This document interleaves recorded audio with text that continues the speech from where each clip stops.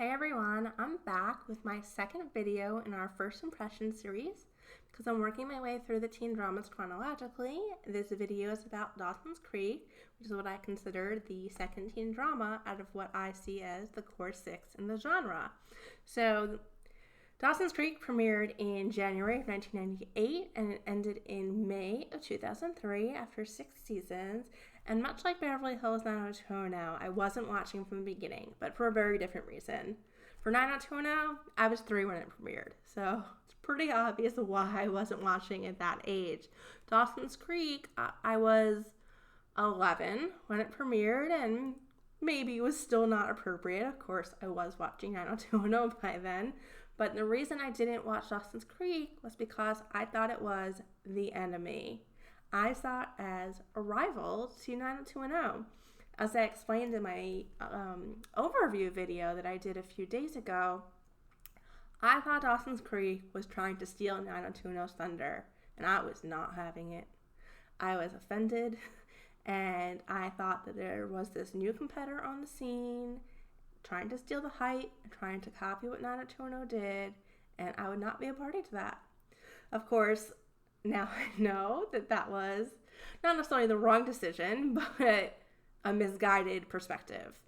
Dawson's Creek was arguably inspired by 90210. 90210 showed that you can have a television show, a weekly drama, that is predominantly about teenagers and have it be something that people would tune in to watch week after week.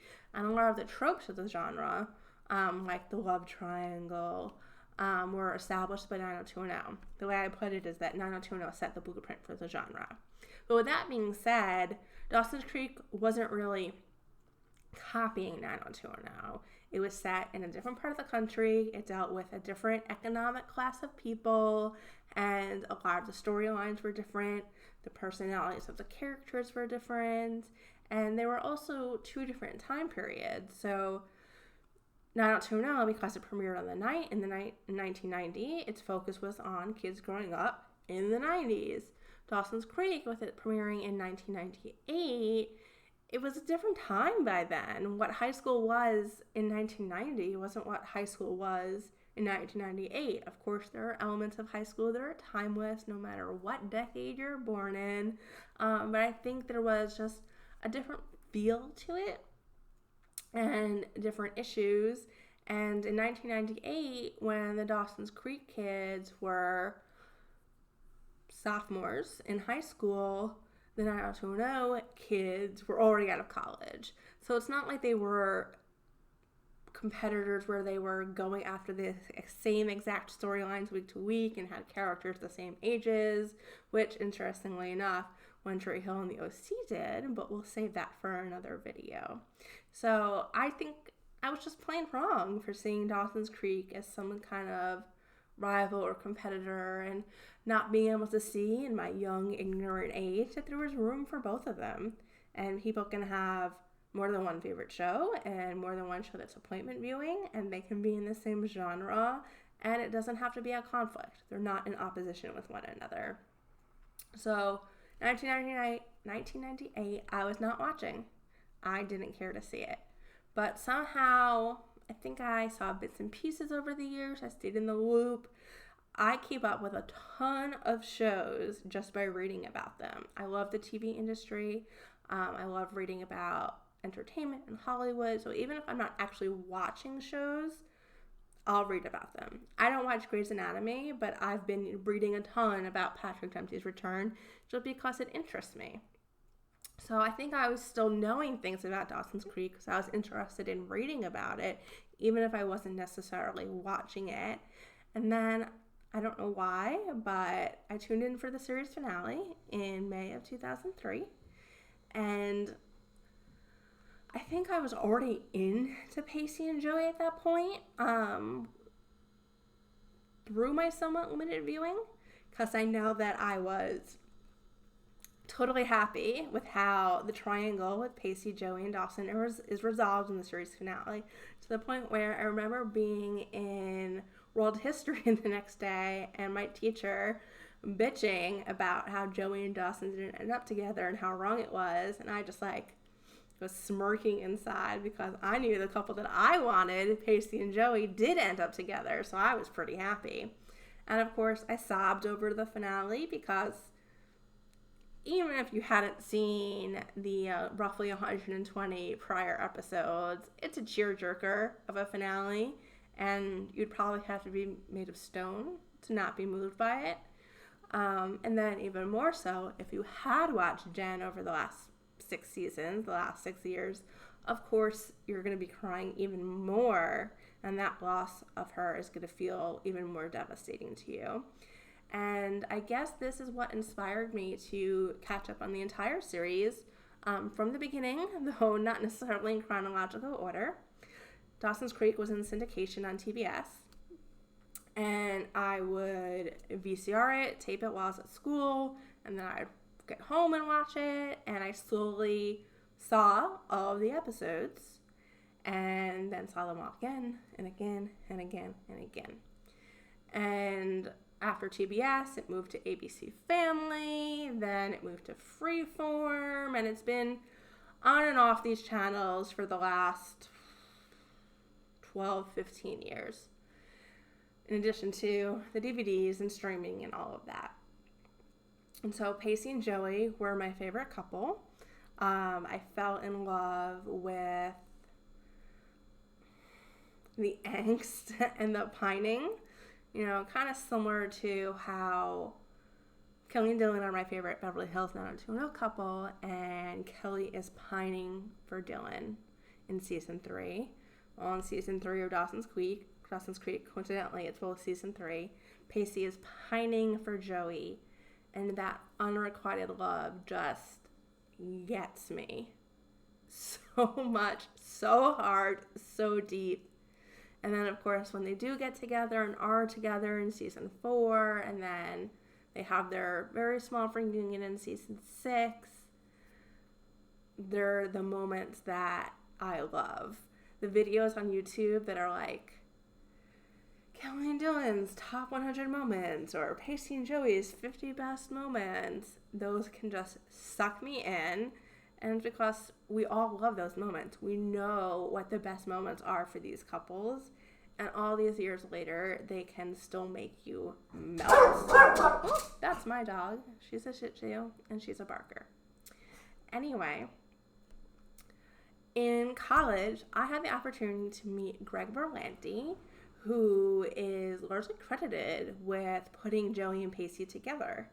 That is detailed in a book by Jeffrey Stepikoff, who is another producer on Dawson's Creek.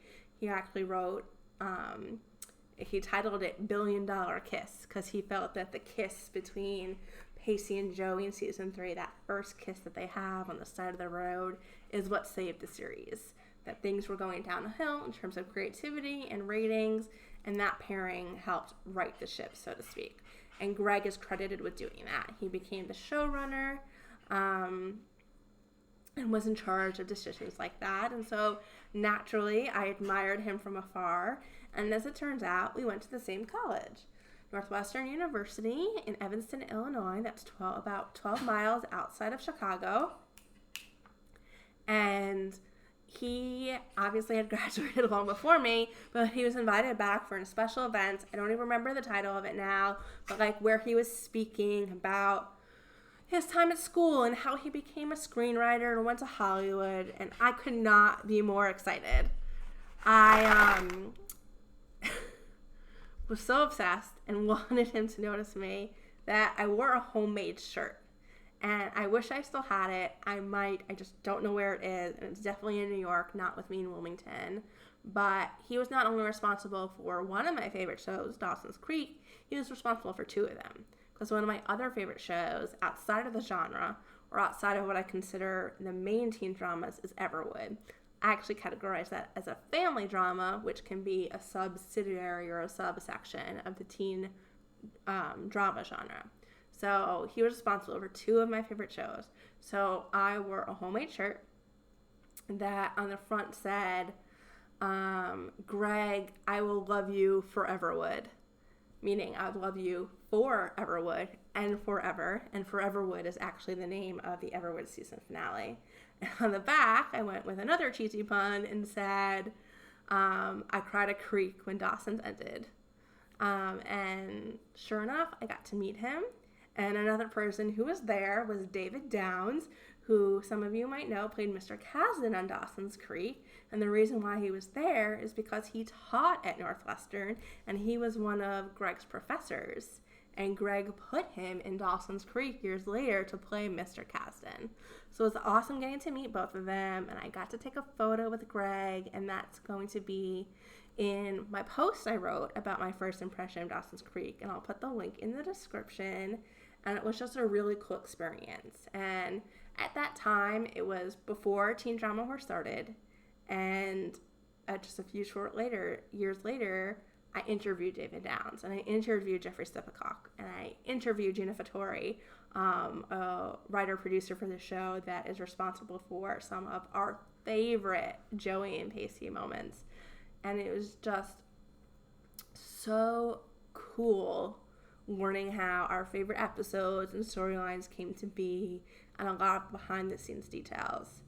But like with Beverly Hills 90210, I wonder if the way I watched it coming into the show later on affected how I feel about characters and couplings.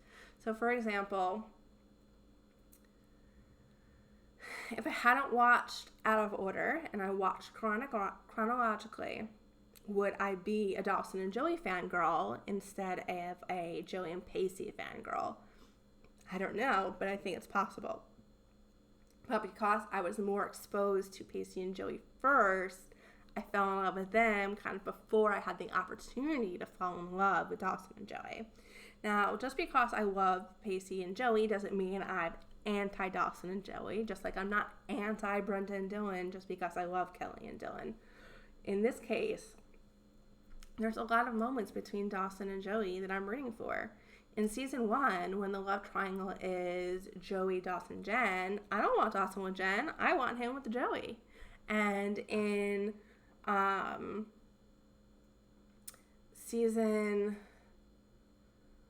6, when Dawson and Joey finally sleep together, I'm moved by what happens between them and the moment that they share before it happens. And I'm heartbroken for Joey when she finds out that Dawson actually has a girlfriend, Natasha, in Hollywood. So just because I have so much love for Pacey and Joey, and they're one of my all-time favorite couples, it doesn't mean that I don't also love Dawson and Joey. And there's times that I love Pacey and Audrey as well. So those are some of my thoughts on Dawson's Creek. Of course, I now live in Cape Side, aka Wilmington, North Carolina. And when I fell in love with the show, I never could have imagined that I would one day move to where it was filmed and shot. And I'll be talking about that in an upcoming post and an upcoming video. But that's just an overview of my feelings on Dawson's Creek, who's my favorite couple. And I should mention that my favorite seasons are 3 to 6. And that's because Pacey and Joey happen in season 3, and there's that Poe undercurrent for the rest of the series, and it's not dissimilar to how I feel with 90210, where my favorite seasons are 3 to 10, and it's in season 3 that Kelly and Dylan start. So that's where my fandom lies, and our next video will be about the next show to premiere the genre, and that's the OC. Talk to you soon. Bye.